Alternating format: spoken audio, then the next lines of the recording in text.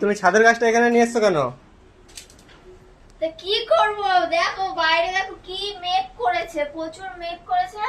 আর একটু পরে প্রচন্ড হাওয়া দেবে। আমার শখের একটা গাছ হয়েছে, অনেক দিনের এটার আশা করেছিলাম যে রজনীগন্ধা গাছ লাগিয়েছি, কবে ফুল আসবে কবে ফুল আসবে। তো ফাইনালি দেখো ফুল চলে আসছে, রজনীগন্ধার ফুল গাছে। আহ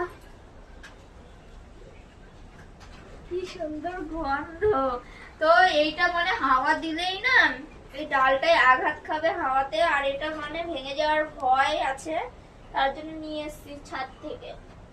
এটা এখানে রেখে দেবো, আবার যখন ঝড় কমে যাবে তখন আবার ছাদ দিয়ে আসবো। এটা এইখানে রেখে দিই।